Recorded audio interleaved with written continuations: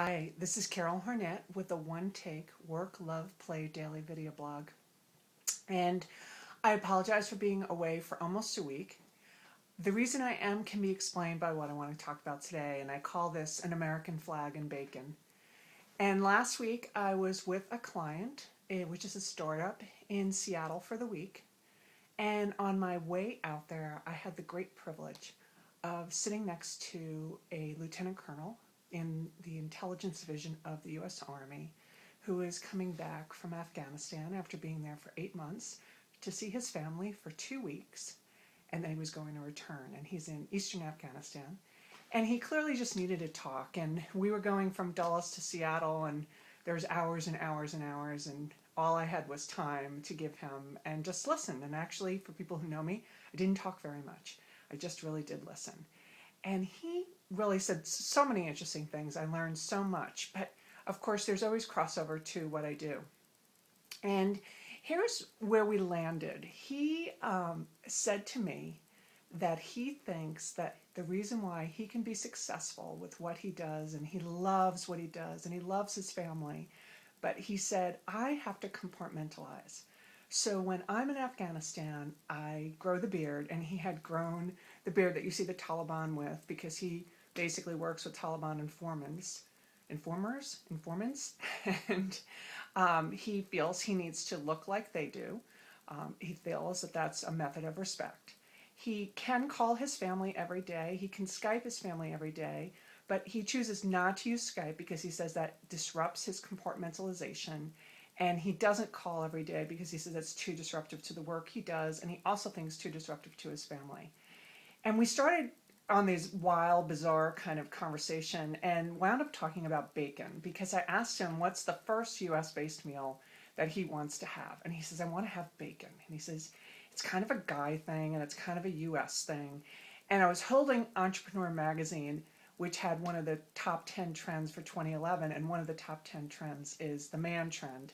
And they believe that our bacon trend is being driven by a couple things. One is this man trend.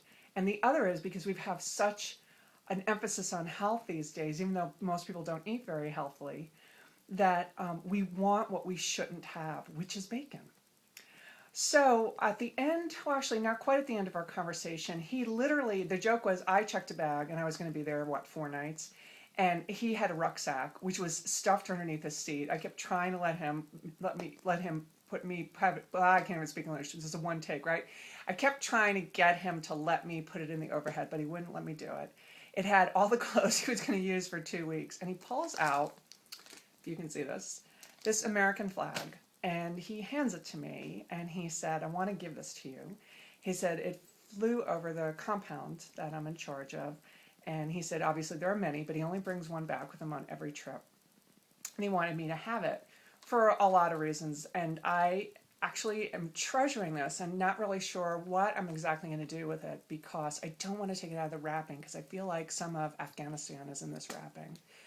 But this is partly how he brings back his compartmentalization of Afghanistan back to the U.S.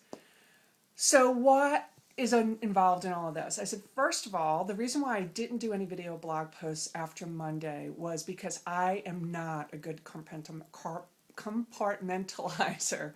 I was under a non-disclosure with the work I was doing, and I knew that every day I was entrenched in this work and it would creep into what I would post, so I couldn't allow myself to post.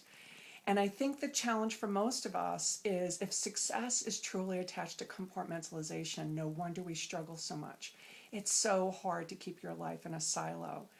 And I guess the advice I'm trying to say is, while compartmentalization may lead to greater success in each individual initiative, I think it's unrealistic to not ultimately be able to blend your life.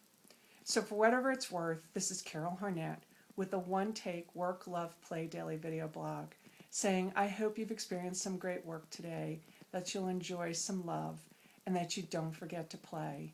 And one added note, just because of this very special gentleman I met, please don't forget to support our soldiers. Thanks.